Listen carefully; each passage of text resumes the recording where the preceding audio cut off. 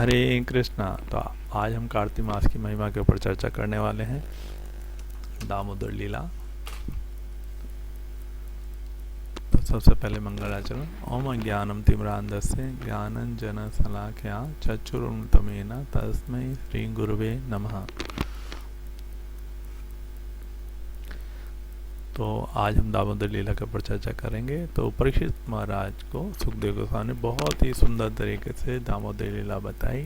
तो उसमें सब कुछ आंखों देखा वर्णन किया कि माता यशोदा ने रेशमी साड़ी पहनी हुई है, मालती की माला लगाई हुई है, और कमरधनी पहनी हुई है, और कुंडल सुंदर पहना हुआ है, चूड़ियाँ पहनी हुई है। तो कैसी लग रही हैं? सुंदर लग रही है, क्योंकि भगवान की माँ है तो सुंदर तो होंगी। तो बहुत सुंदर वर्णन किया है। तो क्या हुआ कि चोरी की शिकायत, माखन चोरी की शिकायत जो यशोदा मैया को मिलने लगी कि माखन चोरी करता है तुम्हारा लाला, है ना। तो यशोदा मैया ने सोचा कि मेरा लाला इतना चोरी करता है, लगता है घर का ही माखन ठीक नहीं हुआ। तो दीपावली का दिन था, माता ने खुद से जो है माखन बनाना शुरू किया। पद्म गंधा गाय का माखन बनाना शुरू किया। और तो उन्होंने माखन जब बता रही थी तो गीत गा रही थी भगवान का। अब भगवान का गीत गा रही थी। क्या गीत गा रही थी? कि जो भगवान जो है पुतना का वध कैसे किया, तृणावर्त का व्रत कैसे किया। और हाथों में चूड़ियाँ बज रही हैं। चूड़ियाँ क्यों बज रही हैं? वो इसलिए बज रही कि हम ऐसे हाथों में हैं जो भगवान के लिए माखन बना रही हैं, सेवा कर रही हैं। तो चिड़ियाँ बज रही हैं। तो क्योंकि ये सब आध्यात्मिक है, पर्सोनिफाइड है, व्यक्तित्व है चूड़ियाँ भी, है ना, माँ की चूड़ियाँ भी।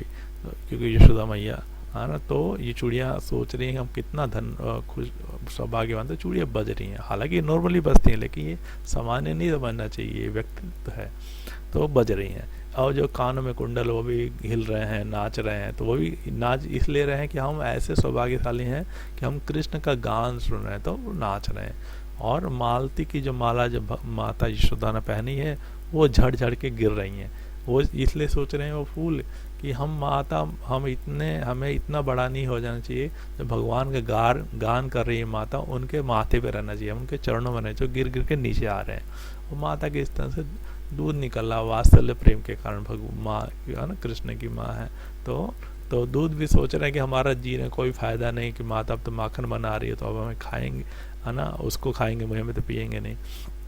भगवान जो है, जो कि उसमें सो रहे थे, तो वो जाग जाते हैं माँ का गान सुन करके, गीत सुन करके। क्योंकि भक्त जब अपनी वाणी से, जिसका मन लगा हुआ है, वाणी लगी हुई है, शरीर लगा हुआ है, तो भगवान जो है कैसे सो सकते हैं। तो माता की उस सेवा को देख करके वो भगवान के पास आते हैं, और जो मथनी होती है उसको पकड़ लेते हैं। और पकड़ लेते हैं तो स्वाभाविक रूप से माँ का दूध पीने लग जाता है। जब माँ का दूध पीते हैं तो माँ भी आनंदित और बच्चा भी आनंदित।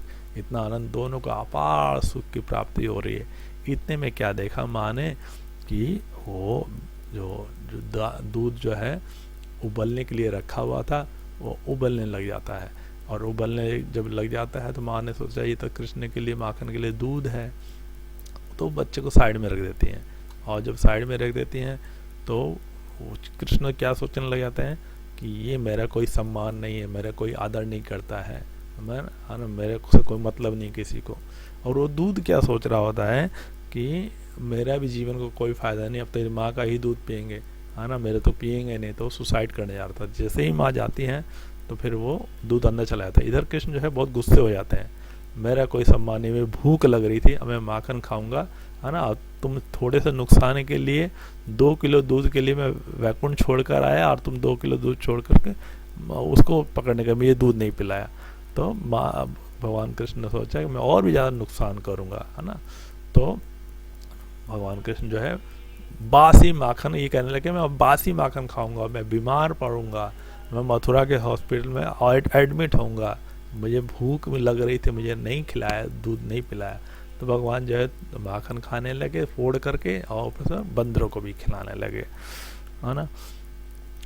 और जब इस तरह से वो कर रहे थे तो माता यशोदा ने देखा कि ये मटकी फूटी हुई है, और मुस्कुराई, और उसने कि इसको दंड देना चाहिए। अब भगवान का इतना भी अकल नहीं था कि वो उसी पे से भागे, दही के ऊपर से ही, है ना। लेकिन भगवान तो अपनी लीला कर रहे हैं। और माता यशोदा ने सोचा कि ये बहुत बदमाश हो गया है, इसको तंग करना चाहिए, नहीं तो आगे ये माखन चुरा रहा है, कल ये उग्रवादी बन जाएगा, है ना, बैंक लूटेगा। तो माँ ने ऐसा सोचा, और फिर माँ ने भगवान भाग रहे थे एकदम, है ना, जैसे मोटर का पहिया होता है वैसे गुर गुर गुर गुर गुर भाग रहे एक रूम से दूसरे रूम में। और माँ का भारी शरीर है, वो भाग रही है छुटुंगे से, है ना, जो दिगंबर भेष में है भगवान। और सारे जो वहाँ पर गोपियाँ हैं, ग्वाल देख रहे हैं कि माँ भाग रही है, छुटुंगा सा बच्चा है भाग रहा है। तो भगवान ने भी देखा मेरी माँ को, है ना, इतना उनका अपमान हो जाएगा, सब लोग हंस रहे हैं। तो भगवान जो है भक्तों की मेहनत के कारण और ना और प्रयास के कारण वो पकड़े जाते हैं।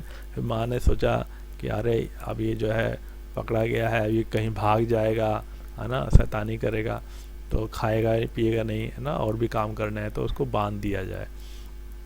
और वो देखा कि जो भगवान की शक्तियाँ थी वो उनको बंधने नहीं दे रही थी, तो हमेशा रस्सी जो है 2 उंगल छोटी पड़ जाती थी। 2 उंगल छोटी मतलब ये हमें सिखाती है कि यदि हम प्रयास करेंगे तो वो हमारा भगवान को प्राप्त करने के लिए हमें पहले प्रयास करने का, फिर भगवान की हमें कृपा भी प्राप्त करेगी। तो 1 उंगली बता रही है हमें प्रयास करना पड़ेगा, दूसरी उंगली बता रही है कि हमें, है ना, भगवान की कृपा पे निर्भर रहना पड़ेगा।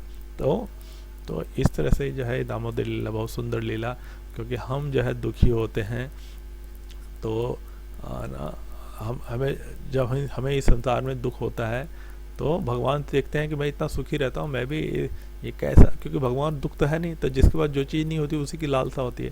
तो भगवान भी जो है भक्तों के द्वारा जो है दुख काट रहे हैं, और भगवान के भक्त जो है इसी लीला को पूरे महीने का गान करते थे कि भगवान देखो, है ना, और अपने भक्तों के कारण जो है कष्ट ले रहे हैं। वास्तव में कष्ट नहीं है, भक्तों को सुख प्रदान करता है ना। तो इसी लीला का हमें गान करना चाहिए पूरे महीने कार्तिक मास में। पूरे भक्त जो है गान करते हैं। और माता बोलती है बानर बंधु घर लुटनू मटकी फोड़ून, ऐसे ऐसे करके बोलती थी, खाना भी नहीं दूंगी तुम्हें, माखन भी नहीं दूंगी तुम्हें, खेलने भी नहीं दूंगी। तो भगवान खूब रोते हैं, और बहुत सुंदर जो है दामोदर अष्टकम का उद्गम होता है भक्तों के लिए। तो बहुत सुंदर ये है, दामोदर अष्टकम को जरूर गाना चाहिए। और भगवान के जब बंधे होते हैं तो पास में ही 2 वृक्ष होते हैं, है ना, यमलार्जुन वृक्ष।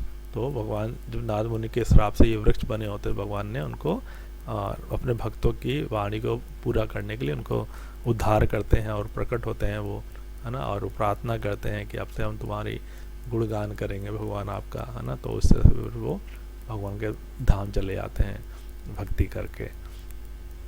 और इसको देख करके नंद बाबा आते हैं और उनको खोल देते हैं उनकी रस्सी।